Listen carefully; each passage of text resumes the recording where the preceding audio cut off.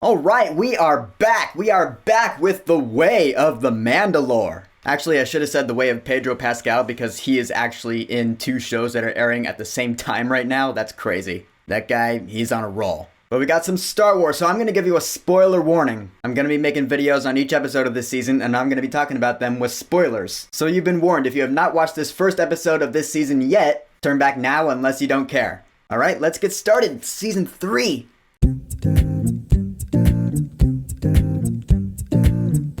The Mandalorian Season 3. Yes, we are back for a third round with everyone's favorite father-son duo in the Star Wars universe. For the sake of simplicity, and also because I like how it sounds, I'm gonna call them D and G. Din and Grogu. Since after the events of the Book of Boba Fett, they are back together. And so we start this third season with this Mandalorian ceremony, which I'm not gonna lie, when I saw that kid, I was like, this could be a flashback. You know, to Din Djarin's original helmeting ceremony or whatever that was. I don't know, maybe we're starting the season off with, the original helmeting of Din Djarin. Turns out, though, that's not the case. This big old crocodile monster comes out and starts wrecking shit, and this crocodile monster is awesome. I feel like this was trying to rival the big crate dragon sequence from the first episode of the second season. I can't say this outdid it simply because there wasn't an aspect ratio change like there was in the first episode of the second season. I don't know, to me, aspect ratio changes are just very effective. I love that shit. This was still really cool though. And it seems like this thing is just gonna destroy everyone when in comes our heroes. D&G to the rescue.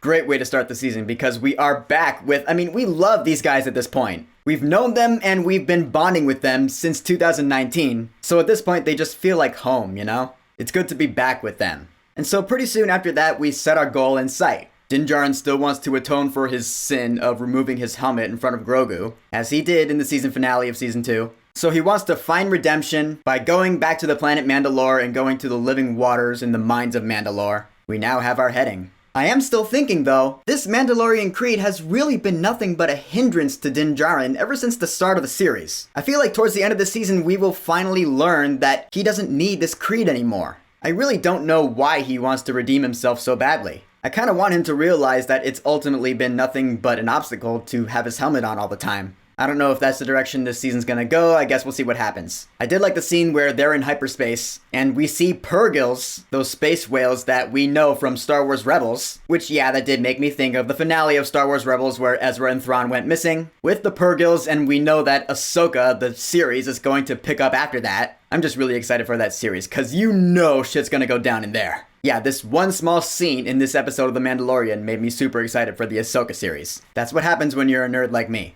And so we go back to Navarro, which looks like it's doing pretty alright for itself. They have schools now and everyone seems to be doing fine. Grief Karga, Carl Weathers, is now the High Magistrate. Pretty cool scene when he has to deal with those douchebag pirates. They should have known never to mess with Apollo Creed, cause he will shoot you first. I love the fact that he challenged them. He was like, try me. That was so cool. I could hear it in my head. Living in America. Also the fact that we do get little one-line explanations for the absence of Cara Dune. He's like, yeah, she was recruited into Special Forces. I'm guessing he's talking about the New Republic there. I will miss that character. I do understand why she's not in the show anymore. I'm just saying though. Also Moff Gideon, Giancarlo Esposito. Grief explains that he was sent off to a New Republic War Tribunal, whatever that means. I just hope that means he's been arrested. Moff Gideon's been a pretty big baddie in the first 2 seasons of the show. Are we putting him on hold for now for this season? I don't know. I hope we see him again because he's a pretty awesome villain. But anyway, we're trying to fix IG-11. Remember him? Taika Waititi voiced him in the first season of the show. And I guess Din wants him because he wants a droid he can trust to help him navigate Mandalore. Honestly, I'm not sure why he needs a droid. But it doesn't matter since the fixing's not working anyways. They do wake him up, but it's like he's back to his old Pharaoh programming from like the pilot episode, where he's trying to terminate Grogu. So they shut him down and they bring him to these Anzellans, otherwise known as Babu Frick's species that we remember from The Rise of Skywalker. Yes, I said it. Deal with it. They're in this show now. I don't know if one of them is Babu Frick or not, but I did like seeing them because they did sound like Babu Frick did. They're like, no, the droid is broken. We cannot fix. These guys are supposedly the best droid smiths in the Outer Rim, according to Grief Karga anyway. But I guess they can't fix IG-11. He's apparently beyond repair. He needs a new memory circuit. So we're gonna go get that part. Now, this is starting to feel like a season of The Mandalorian. Cause it's a video game plot. You know, both seasons 1 and 2 have had that. Where it's like, oh, we gotta do this, but in order to do this, we need a part, so we gotta go here. You know, we gotta go on a side quest to get this one part so we can go back here. That's just the way of the Mandalorian TV show at this point. so I shouldn't have been too surprised by this. So we need to go get a new part to fix the droid. I will say that was a pretty sweet dogfight we got up around those asteroids. Those douchebag pirates are going after D&G. It's a pretty awesome action scene, and yeah, again, I was like, I'm back in the Star Wars. I mean, yes, I have been watching the Bad Batch Season 2, and honestly, truth be told, in my opinion, it's not nearly as good as Season 1 was, but that's a rant for another video. My point is, these action scenes are so much more impressive when they're live action, you know what I mean? It's just more engaging, you feel more in it. It's cooler. And so we end this premiere episode on the planet Kalevala, which is a planet in the Mandalore system. So you know some shit's gonna go down here.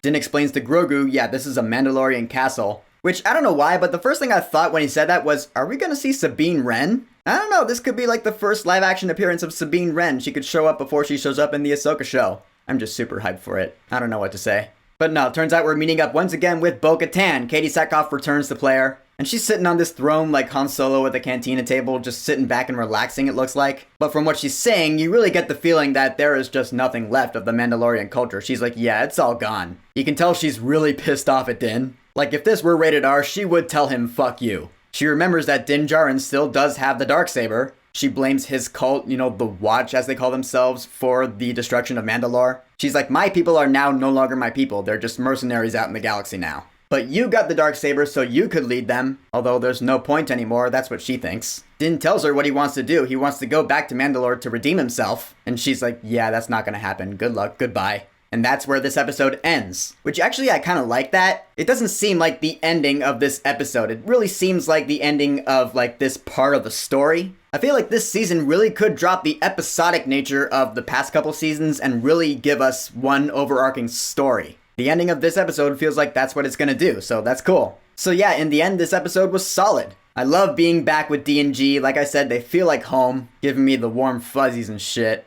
I will say Grogu had some pretty funny moments in this episode. Like the scene where he's squeezing one of those Enzellans. I laughed out loud at a lot of Grogu moments in this episode. I'm like, yeah, he's great. Love that kid. So can't wait to see where this season goes. So The Mandalorian Chapter 17, The Apostate. Have you watched it yet? What are your thoughts on it? And what was your favorite scene in this episode? Whatever you think, go ahead and leave a comment.